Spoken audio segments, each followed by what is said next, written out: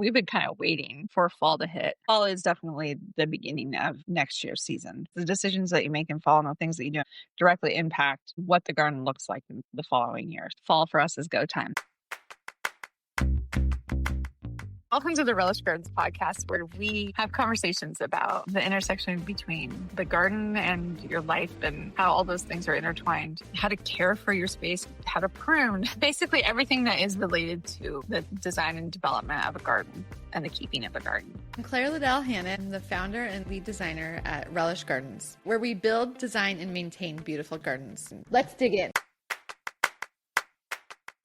So today on the podcast, we have Stevie. She's kind of been there since the beginning of Relish. And we met in school. And then I was like, Stevie, come do this thing with me. It'll be fun. And I was Claire's first employee. Yeah. And so that's pretty cool. Are you ready for fall in the garden? Yeah, I am. Yeah. The end of the summer has gotten to be kind of like boring in the gardens. You're just kind of like going and doing a little cleanup, but there's not a lot to do. Yeah. It's kind of boring. Yeah. Fall is when everything will kind of like ramp up and you have more stuff to do again. Fall in the garden. I love fall. So we're talking about like what we're doing in clients' gardens, what you can do in your own garden. Yeah. Just starting to get ready to implement all of the plans that we have created throughout the summer for our garden. If you're going to move anything around the garden, fall is the time to do it. You'll have 2 seasons to really like anchor into the space and be ready to go in spring. Fall is when you do a lot of your cleanup. So if you notice any diseases or any of that kind of stuff, you're going to be getting on it. So cleaning up any like leaf debris that has disease on it is going to prevent next year's disease. Any editing you're going to be making, you're doing walkthroughs and figuring out what you're going to change and the edits that you're going to make. And then fall, you actually do the work of those changes.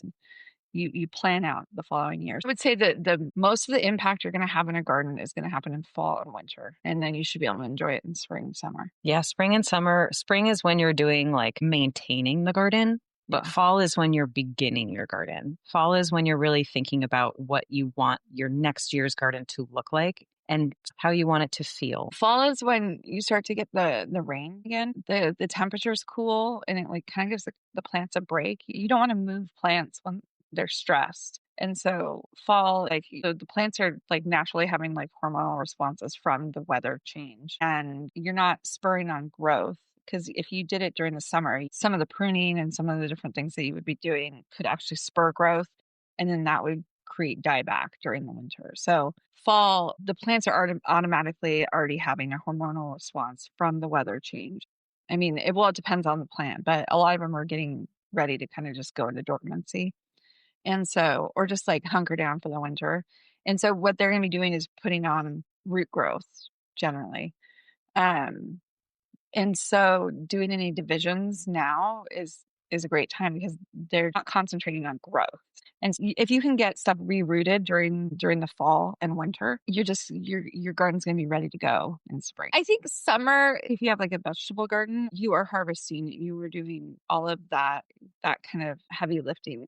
Outside of that, if you any like ornamental gardens and perennial gardens, a lot of the major work is going to be done during other seasons. And so fall for us is go time because we're doing a lot of cutbacks, leaf cleanup, transplanting. People will commonly say that spring or fall are very good times for divisions and transplanting, but I do think that fall is better because you're giving the plants that much more time, a whole season and a half or 2 seasons even, to establish that root growth underground so that when the springtime does come around, you get to experience those perennials or shrubs or whatever it is that you have that you're transplanting even more than if you had transplanted or divided in the spring. When you divide something, it always looks a bit shaggy.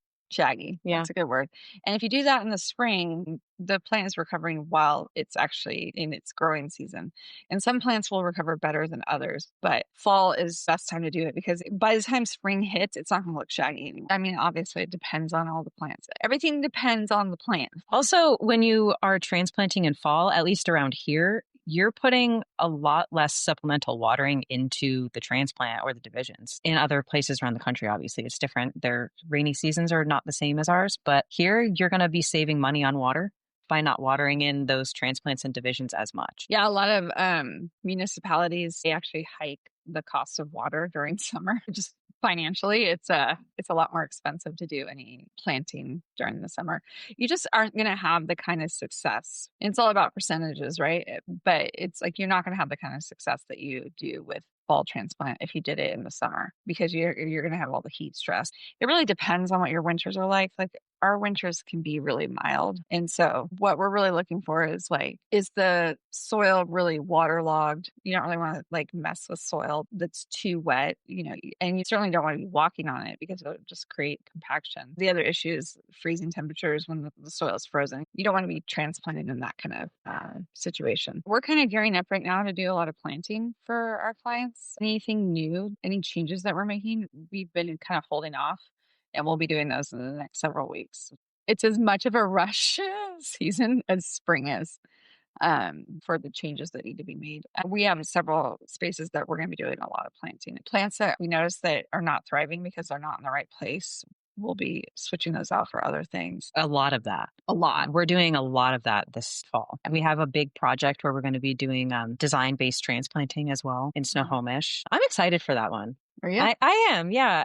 We've been working on that project for, a year and a half? Yeah. And we kind of missed it last summer because we had just gotten that property, and you kind of have to feel the gardens a little bit before you know what's going to pop up where and where is it going to work best based on the temperature throughout the year and the sun and how much rain it gets or irrigation. You brought up a really good point, is that if you can take a season to sit with the garden before you start making changes. I mean, when you buy a new house or you move into a new space, you want to, make it yours and you want to do all these things. But if you can kind of sit with it for the whole year and just observe and like see what's going on and just take care of issues, but not make huge changes, you're going to make better decisions for the garden than you would if you just kind of rush into it and start making rapid decisions. I've seen gardens be destroyed because somebody just moves into it and they're like, and then I want to do this and this and this. And you missed out on all of the great things that garden would have provided because you didn't have an understanding of it.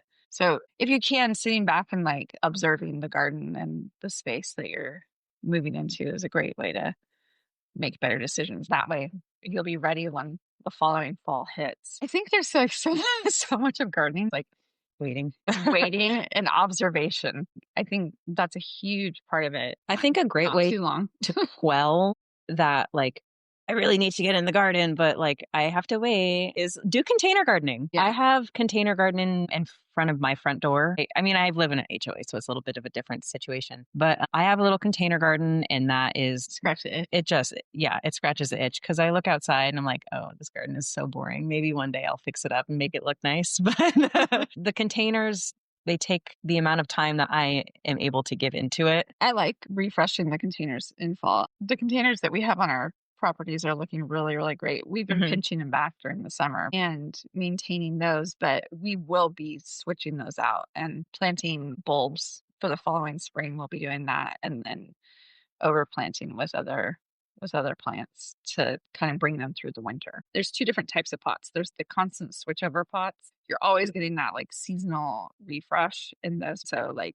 bulbs and summer blooms, and you're getting a constant changeover in the pot. And then there's the other pots that I like to do that are maybe farther out from what people are noticing regularly.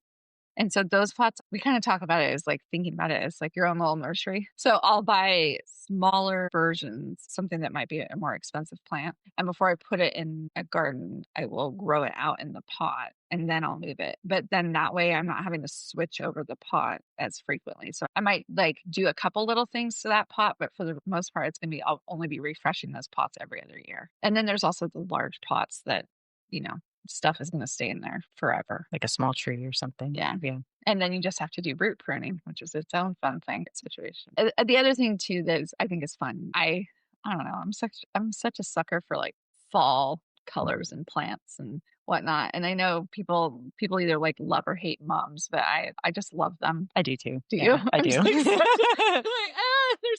They're so like basic and they're like a grandma plant, whatever. I don't care. I like mums too. I do too. And they come in so many beautiful colors. They are. And they're really nice. So, like the palette, I think the color palette, I really like the color palette. Yeah. And then like all the different cabbages. I think you could use like chards and Yeah. kales in your fall planters and then into winter. If you're going to have bulbs, you're going to be planting those ahead of time for spring, like a profusion of blooms, then you do have to make choices about what you're going to put on top of them. Sometimes people will switch it out and then your spring bulbs will come in after. It's kind of a choice, but it's how I like to do it. There's no right way or wrong way to do it. No. It's just whichever way you choose. I like them to look full, have a lot of interest. What I like to do is kind of put my pots to bed for the winter. We'll plant spring flowering bulbs in the fall. I take a lot of the greenery, like the Douglas fir, cedar, whatever green you have, spruce. Yeah, and I kind of put it in my pots as almost like a mulch, and then I kind of wrap it with that, and I'll add some other stuff on top, and then it just kind of insulates that whole pot for the winter. Your pots always look really beautiful in the wintertime, thanks. Claire. It's like you're making a dried arrangement.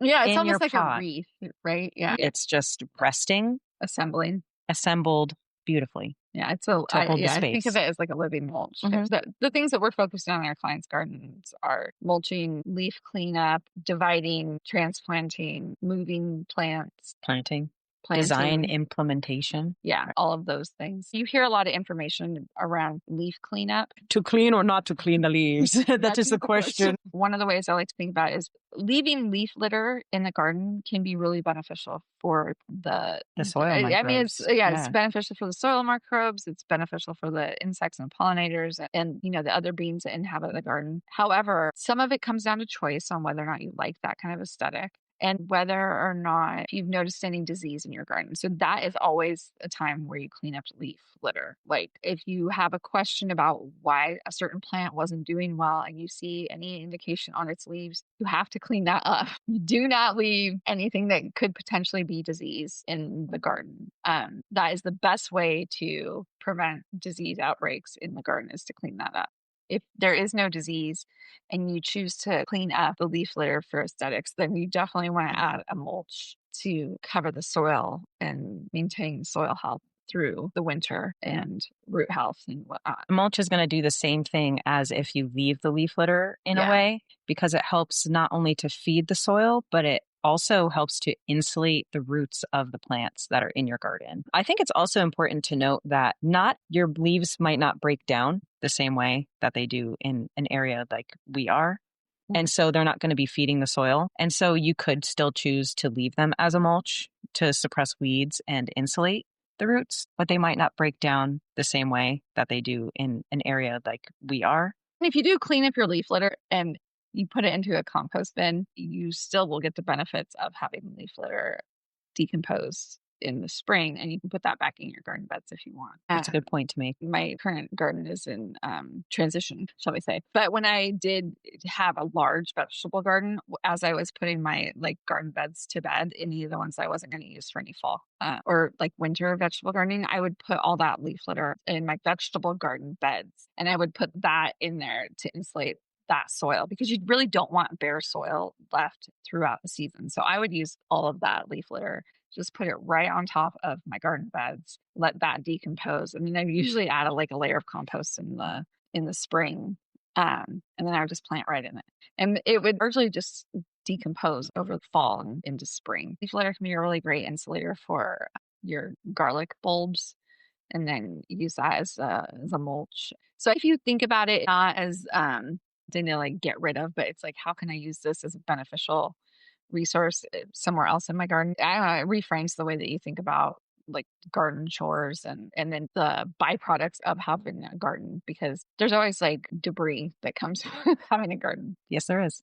It's less expensive to get rid of the leaf litter. If you live in a place where you have to pay for it or you have to bag it up because your yard waste bin isn't big enough or whatever, you're saving money and you're using material that you already have on site in your own garden. And it's a very recycle kind of mindset. How can I recycle these things back into my garden? If you have big leaf maples or different things, it's more likely to break down well if it's shredded. I would break them down with my lawnmower. Yeah, I think this is one of those situations where it's if you can chop it up, great. If not, just put it on, and then you can always pull off the stuff that didn't get fully decomposed, in the spring, and it'll be fine. I will say I have big leaf maple trees across the way from where I live. And last year, one of the people that lived in my HOA was upset that I didn't clean up the leaves. But I actually just took all the leaves from everybody's yard and I put them in my yard.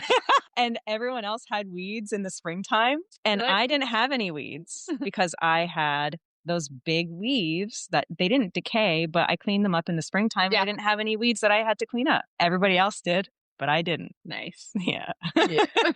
Using it as a free mulch is a great way to reuse that material in your garden and also feed the soil and protect it through the winter. Yeah, we like to do any of our replanting and moving after we start getting into the rainy season. And even if it says fall on the calendar, what you're really waiting for is precipitation. And if your soil is really dry and hydrophobic, you really are waiting for that soil to be appropriately saturated before you're doing it. I mean, and not like, you're not looking for boggy conditions, right? I have some rhododendrons that they're large rhododendrons and I'd like to move them. I don't know, honestly, if they will make the move, but if I'm going to do it, I'm going to wait for the plant's roots to be appropriately saturated and also the soil that I'm moving them into to be appropriately saturated. We're getting ready to do a kind of a revision on a property that is grown in, it's overgrown, and we're going to be dividing grasses. We're looking at grasses that kind of have started to get like holes in the center. We're wanting to break those ones up. When you're doing divisions in your plants, depending on the plant, if it takes divisions, you can't divide all plants. So like irises, for example, take very well to divisions, or hostas. And if you have a really big specimen, you can just take your shovel and you can divide that one plant into 3 separate plants. And now instead of having one big hosta, you have 3 normal size hostas or small ones, and you can spread them out around your bed and they will eventually grow back into that big size. And then you can just keep dividing them. So it's like you have your own little nursery at home. Divisions can often be a way to like maintain spacing and the aesthetics of a garden. It's not uncommon for people when they start gardening to fill in a space because it's available, not thinking about the fact that this particular plant is going to get 6 feet wide. Certain plants, if they're left to their own devices, will just take over a space. And I mean, you don't have to put everything back in your yard. It's a great way to like share with community and, support your local garden club by selling those plants in the spring. But it can be a great way to kind of refresh a garden that's started to kind of overgrow its space. We cut stuff back during this time of year. Anything that's going to get like kind of gnarly. Yeah. Anything that you see being affected by the first frost is going to be cut back. So the leaves of your daylilies, if you haven't already done that, and your irises, conocloa, your grasses, some of them. People leave those up. The conocloa. Yeah. Like I like conocloa during the winter. Yeah. Because it does get that kind of like flow, gives movement. Certain grasses we like to keep up. And I mean, some of that's just aesthetic, right? Yeah. It's just your desire. And certain things you leave up so that it like protects the crown during the winter. And so certain things you're not cutting back. But I think what you're talking about is like anything that's going to turn to mush, it's not going to hold up to the winter. So it's not going to provide winter interest. You're thinking about like visuals in the winter. Yeah. And so anything that's going to turn to slime. And so you might like leave it up through the fall, but towards the end of the fall, you're going to be doing more and more cleanup, cut back. A lot of the grasses we like to keep up for just like habitat and like pollinator friendly plants. Isn't it wild? It's wild to me. The color shifts that you start to see in the leaves is a hormonal response for the tree to gather back the nutrients and pull it back into the tree. And it gets rid of all the stuff that it doesn't need. And then all of the sap starts to go back down to the roots. And then that's when the root growth happens. In the winter. In the winter. Which is why you're doing all your moving in the fall. So you can have that amazing root growth in the winter. Even when we're not looking at a garden, the garden is still fully alive and working. Even if people are hunkered down in their homes, their gardens are still working. That is true. When I went to the Santa Fe Botanical Garden with one of my friends, it was in January. Yeah, he was walking around saying, "Why is everything dead? That's dead. That's dead. That's dead." Just to pull my chain, It's not dead. It's actually just dormant. And these are all the things that are happening and you're not seeing it, but it's alive. I mean, so many things like they will not grow if they don't have a winter season. Yeah, there are some seeds that you have to, like, if you don't have a winter that they need in order to germinate, you put them in the freezer. Yeah. So that when you're ready to plant them, they're going to have that hormonal response to the warmth. Yeah, it's that cue. It's like, hey, you have to have the cold in order to cue for the warmth. Like a huge part of fall is bringing stuff into the home. So to me, like bringing in gourds or pumpkins or any sort of squash. My friend came over this weekend and Yeah. she made pumpkin chili for us. Oh, I love it. Was delicious. And I was like, it's fall, y'all. Yeah. Yeah. It's I love like butternut squash and chili. Yeah, chilies, soups, anything in that like mushy salad. In the family of mushy salad. Soups, stews, and chilies. It is. It's basically like spring is like crunchy salad and like fall is just mushy salad. I've never thought of it that way, but I agree. Welcome. I love soup. What was the book my mom used to read it to me when we were kids? Is Stone Soup. Yeah, Stone Soup. And everybody brings what they have, and it starts out with somebody using like, I have a stone and we'll make soup. And it's like, well, obviously the soup isn't going to be made with a stone, but that foundation of saying, here's what we have, and then everybody bringing something to share. And soup to me is just, it's a garden personified, especially like a vegetable garden. It's just how you use it up, right? It's what's in the garden, and that dictates what kind of soup you have, at least for me. Soup equals community. Yeah, I think so too. You started soup when we were in school, and once a week you brought in soup for lunch, and everybody, even like people who were more reserved, they would pop in and they would have a bowl of soup and we would all talk. And then we started soup Saturdays. And more, it's like a quarterly soup now because everybody has so much going on in their lives. And everybody brings something. One person provides the soup, and one person brings bread, and somebody brings a salad, and someone brings a dessert and appetizers. And now it's like stone soup, but it's a stone potluck. It's like a potluck now. Soup is just is a garden potluck. It is. I actually have some going right now. Actually, no, I have broth going right now for the foundation of the soup. But yeah, to me, fall is soup. Mm-hmm. Not only are you bringing stuff in from like the vegetable garden, it's also bringing seed heads. There's like a ton of like cocosmia seed heads that we have bundled together. So pretty. They're so pretty. I think my favorite part about fall, honestly, is making dried arrangements. I collect here and there of like, oh, that would look really pretty. That's drying really nice. Yeah. And then you can make bouquets. Yeah. I've made several wreaths with dried arrangements. I love them. I think it's a perfect way to honor your garden. I always feel like the beginning of December is winter, but it's the end. It depends on where you're at. Yeah. Your seasons are not dictated to you by the calendar, even though that's how we all live. Your seasons are really dictated to you on a yearly basis by the weather patterns. And so paying attention to the weather patterns, even if it doesn't align with a date on the calendar, it's really about like changing of seasons and how that affects the garden. I hope this helps you kind of prioritize what to do in your own garden and think about like what kind of changes you want to make and what you want next year to look like, and then start implementing those changes throughout the fall. Next few months. We got a little bit of time. That's it for today's episode of the Relish Gardens podcast. If you love this conversation, make sure to subscribe. We've got new episodes every week.